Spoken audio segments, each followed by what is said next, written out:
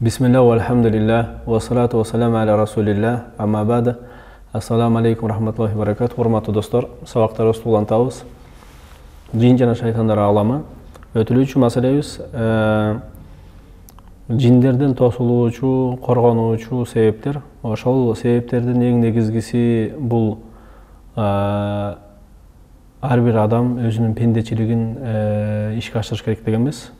Ошол пендечиликтин ичиндеги мындайча айтканда ибадаттар тууралуу сүйлөшүп атабыз. Бүгүнкү ибадат бул албетте намаз. Пендечиликтин эң чоң бир даражаларынан бул намаз болуп эсептелет. Ошол намазда турганда коркуу, ихластуу, тынч акыбалда Аллахка намазда арнаган акыбалда туруу. Пайгамбарыбыз саллаллаху алейхи ва саллям хадисте айтат, Абу Хурайра радыйаллаху анхудан келген хадисте, периштелер түнгү жана күндүзгү периштелер дайыма алмашылып турат дейт силердин араңарда. Алар эртеменки жана асыр намазында жолугуп турат дейт. Мындайча айтканда, эртеменкилер эртемен багымдат намазында, кечкилер күндүзгү менен жолугуп, алмашып, өйдө чыгып, кайра ушинтип турушат. Анан асырда, кечинде. Андан кийин ошол түнөгөн адамдар менен түнөгөндөр, демек, эртең менен өйдө чыгат. Чыгып туруп, Аллах Таала сурайт дейт, менин пенделеримди кайсы акыбалда калтырдыңар деп. Ошондо айтышат дейт, биз келгенде намазда болушчу, намаз окуп аткан болчу, жана кетип атканда да намаз окуп аткан болчу дейт. Себептен бул экөө тең намаз акыбалында дайым көрүшөт пенделердичи. Ошол себептен бул намаздын, бул хадис эмнеге далилат кылат? Намаздын аябай улуктугуна. Пенде акыйкатта Аллахка пенде болуп берилет эгер намаз окуй турган болсо. Ошон үчүн намаз фарз болуп өкүм кылынган жана эң бийик ибадаттардан. Демек, жана бөлөк ыймансыздардан эң чоң айырма ошол намаз болот, албетте. Бөлөк хадисте пайгамбарыбыз айтат, кимде ким эртеменки намазды окуган болсо, ал Аллахтын амандыгында болот дейт. Бул жерде түздөн түз айтылып атат, ким эртеменки намазды кылса, демек андан кийинкилер да кылат, албетте. Себептегенде жалкыландырган болсо, эртеменки намазды окубайт негизи. Ошон үчүн ким эртеменки намазды окуган болсо, Аллахтын аманатында, амандыгында болот дейт, карамагында болот. Бул намаз шайтандардан жана жиндерден өтө чоң тосук болуп эсептелет. Аллах Таала Куранда айтат, шексиз намаз бузукулук жана ыплас иштерден сактайт дейт. Бул мындайча айтканда намаздын касиеттеринен деген десе болот. Аллах Таала шүгүр зат, албетте, шүгүр кылуучу зат. Ошон үчүн Аллахтын ысымдары бар, аш-шакур, аш-шакир деген. Аллах үчүн ким намаз окуй турган болсо, албетте Аллах Таала аны карамагына, кепилдигине алат. Жана ага ким болбосун, адамдардын арасындагы болобу, жиндердин арасындагы болобу, шайтандар зыян бере албайт. Эгер ошол намазды туура жана ихлас менен Аллахка арнай турган болсо. Жана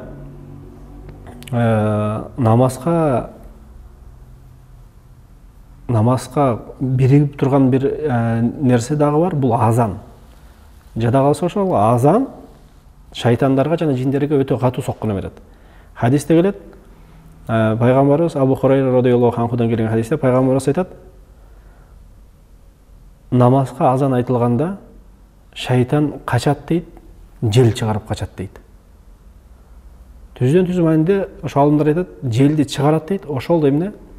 Азанды укпаш үчүн дейт, катуу чыгарат дейт. Себептегенде азандын соккусу шайтанга өтө катуу болот.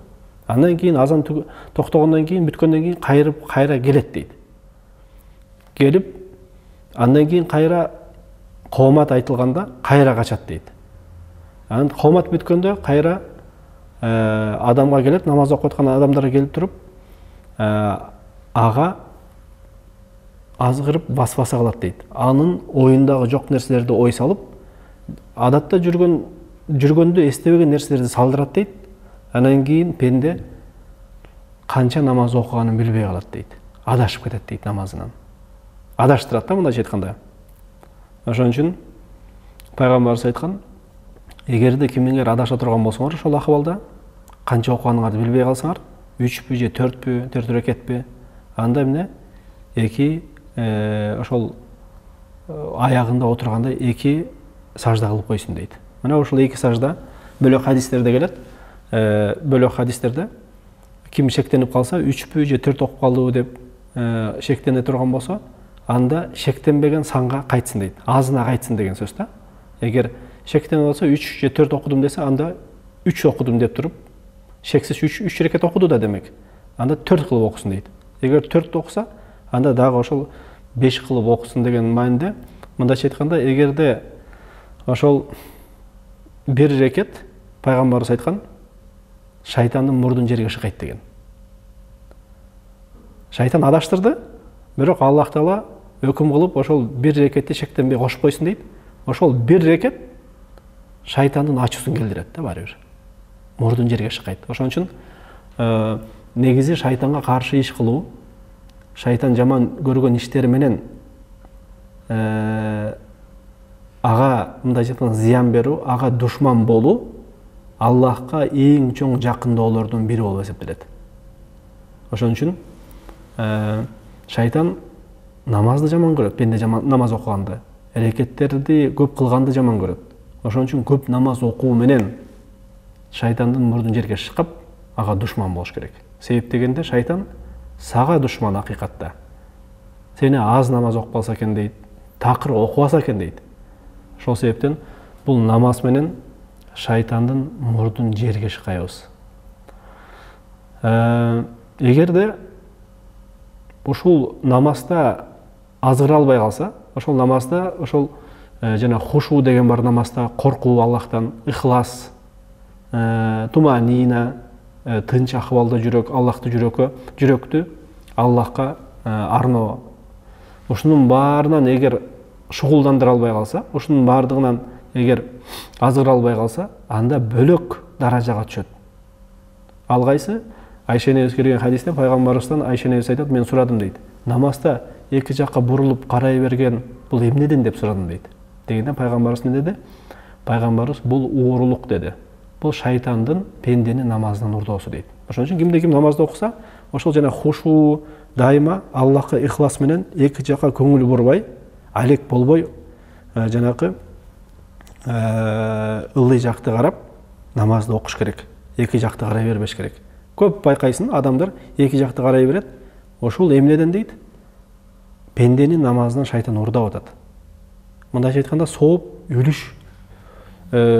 үлүшү азайып атат деген сөз. Ошон үчүн бул жерде дагы кунт коюу менен, эки жак алек болбостук менен дагы шайтандын мурду жерге шыкалат жана кемсинтилет, албетте. Демек, намаз пендечиликтин эң чоң бир даражаларынан болуп эсептелет, биринчиден. Экинчиден, ушул намаз бизди шайтандан тосот деген сөз. Тосук болуп берет, коргон болуп берет. Ушул жерден токтоп турабыз. Адаттагы бүгүн айтылуучу дуаны үйрөнөбүз. Бул дуа болсо жамгыр жаагандан кийинки дуа. Жамгыр жаагандан кийинки дуа. Мурунку сабактарда жамгыр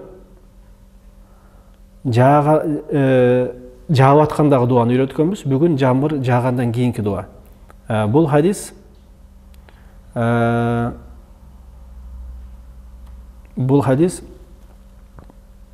Холид ибн Зейд ибн Холид аль-Жуханиден келет экен. Сахих Бухариде келет.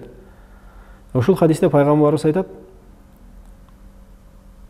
эгер жамгыр жаап бүткөндөн кийин мына дуаны айткыла деген да. Мындайча айтканда, мутерна бифадлиллахи ва бирахматихи. Бизге жамгыр жаады Аллахтын рахматы менен жана фазилети менен, жакшылыгы менен деген мааниде. Мындайча айтканда, бул жамгырды жаадыруу Аллахтын мүлкүндөгү, бийлигиндеги нерсе. Жана бул жамгырдын жаашын бөлөк нерсеге байлабаш керек. Мисал үчүн, бул бир жылдыз мененби, жылдыздын себеби мененби, же бир акыбалдын себебинен жамгыр жаады деп ага байлабаш керек. Жамгырды жаадыруу бул Аллахтын мүлкүндөгү нерсе. Асмандан жамгырды жаадырып, жерден өсүмдүктөрдү чыгарып, Аллах Таала пенделерине жакшылык жана мээримин берет. Ошон үчүн ар бир нерсени Аллахтын рахматына жана бизге болгон жакшылыгына байлаш керек. Аллах Таала баарыбызга асмандан берекелүү жамгырды жаадырып, мол түшүмдөрдү берип, биздин жашообузга берекени берсин. Жана эң негизгиси адамдар жана жиндер жана адамдардан турган шайтандардын зыянынан бизди сактасын. Görüşkünce sağ salamat olursunlar. Subhanaka Allahumma ve bihamdika eşhedü en la ilahe illa ente estağfiruke ve etûbü ileyk. Görüşkünce sağ salamat olursunlar. Assalamu aleykum ve rahmetullahi ve berekatuhu.